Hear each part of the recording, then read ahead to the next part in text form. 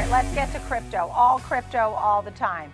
You talk about Bitcoin, the store of value there. Once there's over 1 billion wallets, 100,000 on Bitcoin, you actually transitioned Skybridge over to a more crypto type of portfolio. How's that going? Is that how it's going to go now for you and your investors? So you may or may not remember this, but you interviewed me on the 10th anniversary of Skybridge on the floor of the New York Stock Exchange. And so we're about to celebrate the 20th anniversary.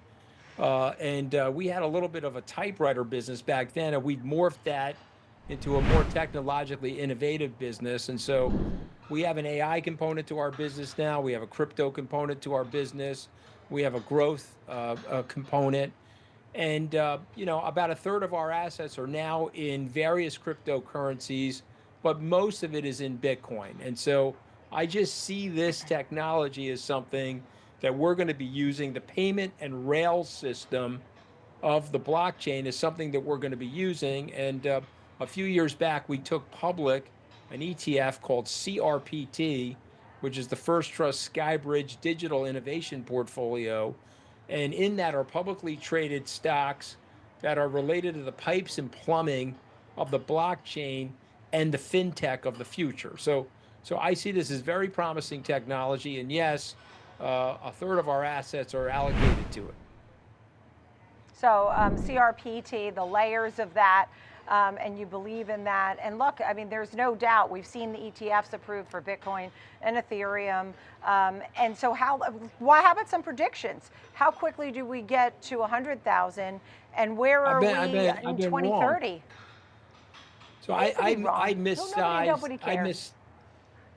Nicole, I missized the regulatory obstacles. I think ultimately the closeness that people like Elizabeth Warren and Gary Gensler had to Sam Bankman-Fried, their reaction formation to that was to be overly aggressive on the good actors in the crypto industry. And so they've been regulating by enforcement, and they've slowed down the process of growth. They probably delayed the Bitcoin ETF, the spot market ETF, for about a year. And so all of this stuff has been delayed. But I do believe as we get to 1 billion wallets, Bitcoin goes to $150,000 to $200,000 a coin. And remember, if you believe what I believe, or people like Michael Saylor, that this is a digital store of value, and so therefore it should trade to a market capitalization close to gold. And if gold is at 16 to $17 trillion and Bitcoin is at about $1.2 trillion, there's a lot of upside ahead for Bitcoin.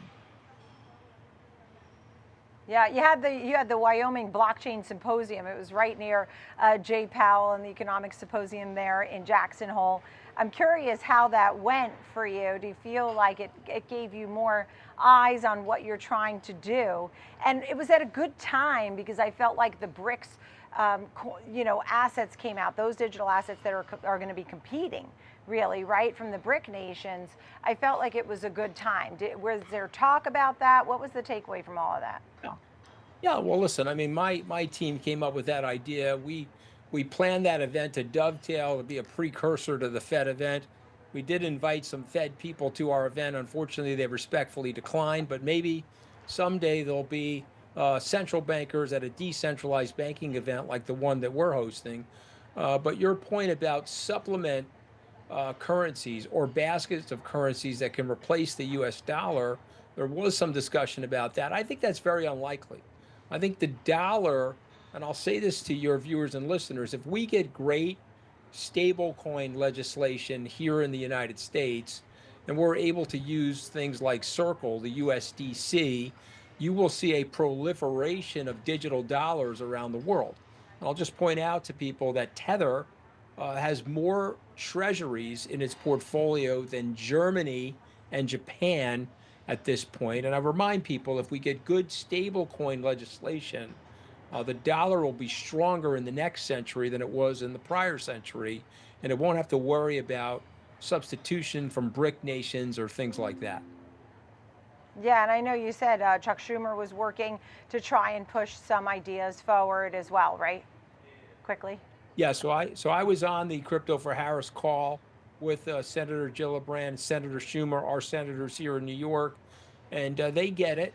They're battling, by the way, the Elizabeth Warren acolytes and the Gary Genslers of the world, but they get it, and I think people like Ro Khanna get it, and I predict that we'll get some type of bipartisan positive legislation for crypto. And my message to people is I just want this to be bipartisan.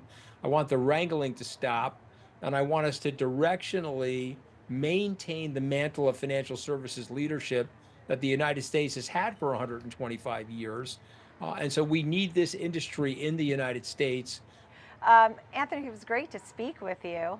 I'm glad you were Same here here, today. always. We really appreciate it. Always. I'm Yeah, proud great to be included in conversation. the Manhasset Greek mafia, Nicole. Okay, even though I'm Italian, I'm proud to be included. Right, Italian, Greek. I mean, my parents came to this country, and we're all just doing our best to work hard and be great Americans, Amen.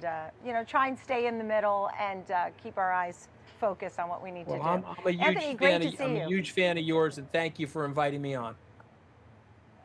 Thank you for being here. Anthony Scaramucci, founder, managing partner of Skybridge Capital. He's a financier, an entrepreneur, a best-selling author, Mooch and the Misses podcast, and so on and so forth. We were really glad to have Anthony Scaramucci on with us. That'll do it for this episode. Check out our past episodes on Schwab Network's YouTube page. I'm Nicole Petallides. Have a great night.